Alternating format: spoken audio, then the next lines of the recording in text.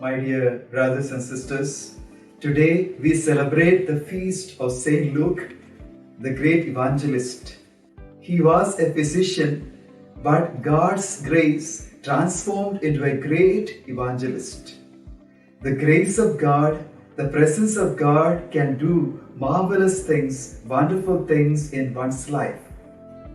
In today's gospel, we see Jesus sending his disciples to preach the good news. Jesus is sending the disciples to the places where he himself was supposed to go. What does it mean? It means every disciple of Jesus, every follower of Jesus is a representative of Jesus himself, an agent of his very presence. The Lord is instructing his disciples not to carry many worldly things or possessions with them. If they empty themselves of worldly possessions, they will create within themselves a sacred place, a sacred space for the very presence of Jesus. What a disciple is supposed to carry, not worldly possessions, rather the precious presence of the Master.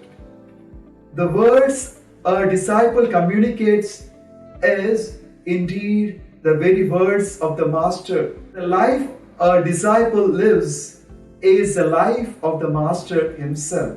That is why the Lord is instructing them not to carry many things. My dear brothers and sisters, all of us are indeed the disciples of Jesus. In today's world, all of us are called to be the visible image of the invisible presence of Jesus. Therefore, we need to look within ourselves. Do I possess within myself Jesus? Do I carry him within my heart? If Jesus is truly living in me, he will be revealed in and through my very life.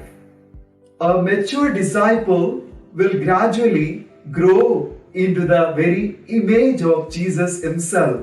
When we look at the life of Saint Paul, we see gradually he becomes another Christ. That is why he was able to say with all confidence, "It is no longer I who live, Christ Jesus lives in me."